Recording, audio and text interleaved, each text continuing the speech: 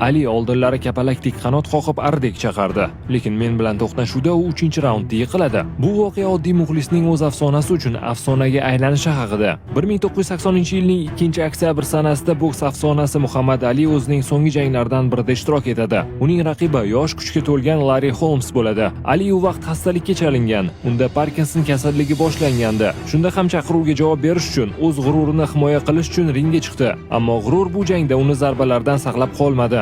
Larry jang davomida ketma-ket zarbalar bilan Alini qiyin ahvolga tushirib qo'yadi. Buni ko'rgan murabbiy esa jangni to'xtatishga majbur bo'ldi. Jangni to'xtating, u boshqa davom ettira olmaydi. AQShning boshqa bir burchagida esa 14 yoshli bola ko'zda yosh bilan mazkur jangni televizor orqali tomosha qilardi. Uning ismi Mike Tyson. Oradan yillar o'tdi. Tyson chempionga aylandi. Holmes esa yosh jihatdan ancha katta, lekin o'ziga ishongan edi. Nihoyat 1988-yilning yanvar oyida mazkur to'qnashuv amalga oshadi. Jangdan oldin Ali ringga chiqib Tysonga "Men uchun uni sindir" deydi. Birinchi raund Tyson darhol bosim qilishni boshlaydi. Raqibga bir soniya ham nafas rostlashiga bermay oldinga boraverdi. Uning qadamlarida ishonch, zarbalarida esa qaysidir ma'noda qasos bor edi. Deyarli har bir zarba Larryga og'riqli bo'ldi. U nima qilishni bilmasdi.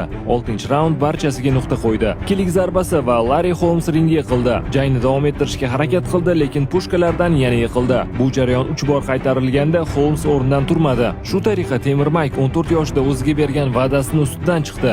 O'z afsonasi uchun qasos oldi.